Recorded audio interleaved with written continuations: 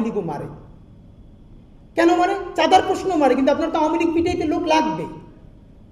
একটা গণহত্যাকারীরা আপনি ফেরেস্তা দিয়ে পিটাইতে পারবেন না।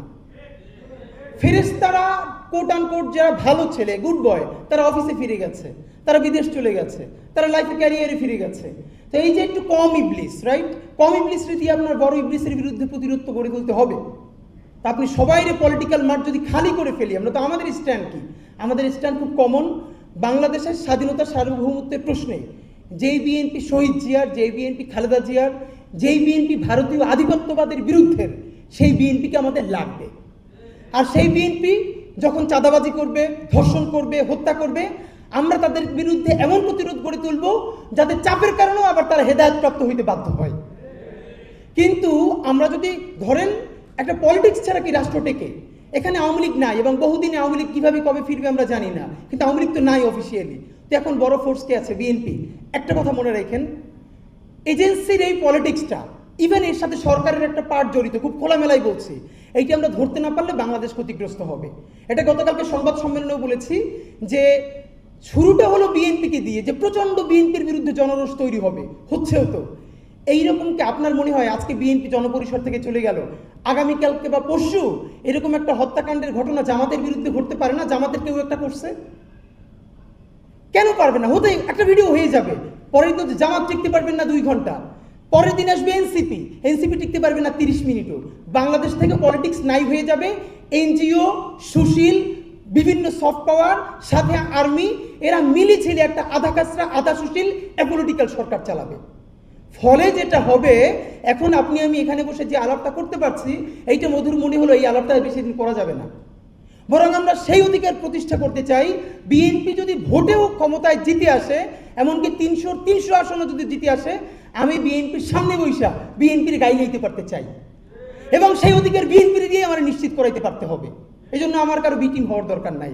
এই কথাটা বলা এই জন্য জরুরি মনে করছি। দেখেন, পলিটিক্যালি ভ্যাকুয়াম খুব খারাপ জিনিস।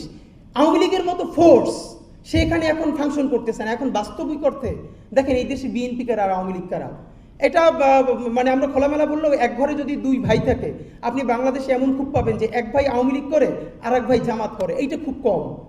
আপনি ম্যাক্সিমাম যেটা পারেন, 4 ভাই আছে, 2 ভাই আওয়ামী লীগ করে, 2 ভাই বিএনপি করে।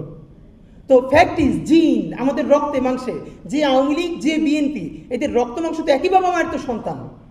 এবং বাংলাদেশে এটা খুব কমন কালচার আমরা মেনটেন করি যে 2 ভাই বিএনপি করি, 2 ভাই আওয়ামী লীগ করি, এর মানে আমরা সবসময় সরকারি দলে থাকি, এই পরিবারের কেউ কিছু করে না। এই জন্য বাংলাদেশে অনেকগুলো কর্পোরেট হাউস আছে, তাদের একাধিক মিডিয়া থাকে, যে এই মিডিয়া বলবে বিএনপির পক্ষে, এই মিডিয়া বলবে আওয়ামী লীগের পক্ষে, যেই যখন আসুক ওইটার কারণে আমার কর্পোরেট হাউস সেফ হয়ে যাবে। এটা তো আর কিছু না, এটা করে বাংলাদেশের বর্তমান সরকার একটা উদ্যোগ নিয়েছিল, কদ্দূর করতে পারলো জানি না, যে একই কর্পোরেট হাউসের একাধিক মিডিয়া গ্রুপ থাকতে পারবে না। তো এটা তো অনেকে এই কারণেও করে। এখন এই কথাটাগুলো আমি এই জন্য বললাম যে একটা খুবই কঠিন কিন্তু মধ্যবর্তী লাইনে আমাদের কিছু কনক্লুশনে আসতে হবে। সেটা হলো আমাদের আন্দোলনটা একক কোনো দলের বিরুদ্ধে না। আবার ধরেন এই শহীদ জিয়ার পক্ষে বললে আমার বিএনপির লেসপেন্সার হওয়া লাগবে, এটা কেমন কথা? ধরেন শহীদ জিয়ার আপনি বাদ দিয়ে দিলেন, বাংলাদেশপন্থী রাজনীতির বীজ আছে কোনো? এখন বড় বড় কথা বলা তো অনেক কঠিন, আমরা বলতেছি, কিন্তু শহীদ জিয়াকে বাদ দিলে আমরা বরং বিএনপিকে বলেছি আপনারা শহীদ জিয়ার বিএনপির কুক্ষিগত করেন না, বরং বিএনপির খালেদা জিয়া তিনি এখনো চেয়ারপারসন আছেন, বিএনপির উচিত হবে বাংলাদেশের বৃহত্তর স্বার্থে তারে শুধু বিএনপির সম্পদ না বানিয়ে বাংলাদেশের মুরব্বী বানানো। প্রত্যেকটা রাষ্ট্রের, প্রত্যেকটা জাতি রাষ্ট্রের কিছু আইকন থাকে, কিছু মুরব্বী থাকে, জাতীয় ক্রাইসিসে তাদেরকে ডাকতে হয়, তাদের কথা শুনতে হয়। তো এখন আমাদের যেটা খুবই জরুরি কাজ, সেটা হলো আমরা জুলাইয়ের, এবং আপনারা একটা জিনিস খেয়াল করেছেন কিনা, এই যে বিএনপির বিরুদ্ধে খুব কাছাকাছি সময় আসছে, এর সাথে আপনারা কিছু জিনিসকে কি রিলেট করতে পারতেছেন? যখনই বিএনপি জুলাই ঘোষণাপত্রের ব্যাপারে অনেকটা রাজি হয়ে এসেছে, বরং সে এটা সংবিধানে থাকবেই না, এই স্ট্যান্ড পরিবর্তন করে সে বলছে না তফসিলে থাকা যায়। আমরা যখন আশাবাদ ব্যক্ত করেছি যে এই বিএনপি ঘোষণাপত্রের পক্ষে ছিল না, তারপর বলেছে এটা কোনো ইমোশনের ব্যাপার না, এটা লিটারেচার, এটাকে সংবিধানে রাখা যাবে না, এখন তারা তফসিল পর্যন্ত রাজি হয়েছে। আমরা প্রত্যাশা করছি আমরা পুরো জুলাই যোদ্ধারা বাংলাদেশের মানুষ ফোর্স করে এইটা বিএনপিকে এভাবেও রাজি করাবো যে এটাকে সংবিধানের ঘোষণাপত্রকে এটার প্রস্তাবনায় থাকতে হবে। ঠিক আপনি কি খেয়াল করেছেন কিনা, বিএনপি যতটা আস্তে আস্তে জুলাইয়ের কাছাকাছি আসছে, জুলাইয়ের রাজনীতিক তারা কোনো না কোনোভাবে এনসিপিতে যাওয়ার চেষ্টাই করবে। এনসিপি তাদেরকে পুনর্বাসন না করে সে দলই কমিটি দিতে পারবে না, এটা বাস্তবতা। এই জন্যই আমরা বলেছি কি আওয়ামী লীগ করলে এটা কোনো অপরাধ না। আওয়ামী লীগের হাতে যার রক্ত আছে, যে গণহত্যায় অংশ নিয়েছে, আপনি তার বিচার করে ফেলেন।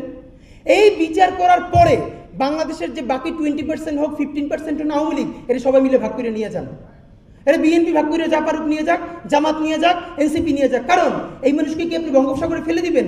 ক্রাইম ইজ আপনি কাউকে হত্যা করেছেন কিনা, গুম করেছেন কিনা, খুন করেছেন কিনা, ধর্ষণ করেছেন কিনা। আওয়ামী লীগ করা তো ক্রাইম না। এই ক্রিমিনাল অফেন্স যে করেছে, মানুষকে গুলি করেছে, তার বিচার হবে। আর তওবা কমিশন করেছে, যেটাকে রুমিন ফারহানা সেদিনকে খুবই করে বললেন যে ম্যান্ডেলার কথা, আরব জায়গার কথা, যে তারা ওখানে যে মানুষ কি ভয়ঙ্কর, একটা কথা উনি মিস করেছেন, আপনাদের মাধ্যমে বলি। উনি বলেছেন ট্রুথ অ্যান্ড রিকনসিলিয়েশন, কিন্তু এই কথাটা বলে নাই পৃথিবীর যেসব জায়গায় গণহত্যা হয়েছে, ট্রুথ অ্যান্ড রিকনসিলিয়েশনের আগে সেখানে জাস্টিস হয়েছে, আগে বিচার হয়েছে। তা আপনি বিচার না করে আপনি রিকনসিলিয়েশন কিভাবে করবেন? আপনি বিচার করে ফেলেন, তো বিচারে দেখবো আমরা 1 বা 2% আওয়ামী লীগ তাদেরকে বিরুদ্ধে ট্রায়াল শুরু হয়েছে। বাকিদেরকে আমরা বলবো আপনারা তওবা কমিশনে তওবা করেন, যে আপনারা বুঝেন না আপনাদেরকে দিয়া এভাবে করানো হয়েছে। দেন সে তাকে বিএনপি নিয়ে যাক, জামাত নিয়ে যাক, আওয়ামী লীগ নিয়ে যাক, যার মনে চায় নিয়ে যাক। তাকেও তো নতুন ফোর্সে আমাদেরকে অংশগ্রহণ করতে হবে। দেখেন হিসাব খুব বরাবর। আওয়ামী লীগ বাংলাদেশে পলিটিক্স করতে চাইলে আমাদের কালচারালি এমন করে করতে হবে, এই দেশে আওয়ামী লীগ আর আওয়ামী লীগ কেউই খুঁজতে পাবে না। এইটা করতে না পারলে আপনি 20% ভোট ব্যাংক এটা আটকায় রাখলে এটা তো বার্স্ট করবে। এইটা যদি পারা যাইতো, খুব খারাপ কথা তবুও বলি, তাহলে জামাতরেই নাই করে দেওয়া যাইতো। জামাতেও মানে আওয়ামী লীগের চেয়ে তো আর জামাতের ভোট বেশি না, তো জামাতরাই তো পারে নাই আওয়ামী লীগ, তাদের প্রথম 5-7 জন পর্যন্ত ফাঁসি দিয়া। আর আওয়ামী লীগের পুরো সেট আপ এখানে, ইন্ডিয়া তার সাথে। তো আপনি কিভাবে পারবেন? পারার উপায় একটা, বিচার করতে হবে। এই বিচারের প্রথম পর্যায়ে এই মাসের মধ্যে জুলাই ঘোষণাপত্র আমাদেরকে যেমনি হোক আদায় করতে পারতে হবে।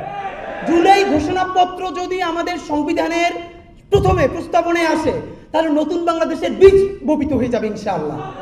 এরপরে জুলাই সনদ, নতুন রাষ্ট্র কোন কাঠামোতে চলবে, পার্লামেন্ট একপক্ষ হবে না দ্বিপক্ষ হবে, কত বছর একজন প্রধানমন্ত্রী থাকবে, এই প্রত্যেকটা প্যাটার্নে যখন জুলাই সনদ স্বাক্ষরিত হয়ে যাবে, এইটা আমাদের দ্বিতীয় বিজয় হবে। এই প্যাটার্নে যখন নতুন রাজনীতি শুরু হবে, আপনি ধরে রাখেন ইকোনমিক চ্যানেল যদি ভেঙে যায়, তাহলে অটোমেটিকলি সব দলেই চাঁদাবাজ কমে যাবে। আজকে এনসিপি চাঁদাবাজির বিরুদ্ধে বেশি বলতে পারতেছে, কারণ তার পলিটিক্স কেবল শুরু। সে তারও তো এখন বিএনপি প্রশ্ন করছে, সে কি উত্তর দিছে? সেই সেরাটনে কেমনি ইফতার করছে এত টাকা লোক নিয়ে, এত টাকা। এর মানে এই যে পলিটিক্যাল কালচার, হাজার হাজার মানুষ, লাখ লাখ টাকা, কোটি কোটি টাকা খরচ, এই পাইপলাইন ভেঙে ফেলতে হবে। একটা ছোট ছোট প্রোগ্রাম করতে হবে, খরচ কমাই ফেলতে হবে, তাহলেই সবার মিলে চাঁদাবাজি বন্ধ হবে। সুতরাং আমি যেটা বলতে চাই, আমরা যারা এই জুলাই যোদ্ধারা আছি, প্লিজ বরং একটা কনক্লুশন ড্র করেন যে জুলাই ঘোষণাপত্র আমরা কিভাবে এই মাসের মধ্যে আদায় করতে পারি। এইটাই আমাদের একমাত্র কাজ। এইটা যদি করা যায়, আপনি মনে রাখবেন ইন্ডিয়ার প্রথম পরাজয় ঘটবে জুলাই ঘোষণাপত্রের মধ্যে দিয়ে। ইন্ডিয়া সর্বপ্রথম চাচ্ছে যে কোনোভাবে, এতদিন সে বিএনপির সাথে ডিল করেছে, বিএনপি যতটা জুলাইয়ের দিকে আগাচ্ছে ততটা সে বিএনপির বিরুদ্ধে, আমি আবারও বলি, এই বিএনপি যত অবরোধ করে সেইটার শাস্তি যতবার চাইবো, অতবারই এই বিএনপি যতবার ভারতীয় আধিপত্যের বিরুদ্ধে দাঁড়াবে, ততবার আমি তাকে প্রশংসাও করব। এই আমাদের বরাবর জায়গা, এর বাইরে আর কোনো জায়গা নাই। সুতরাং আমাদের প্রথম কাজ, প্লিজ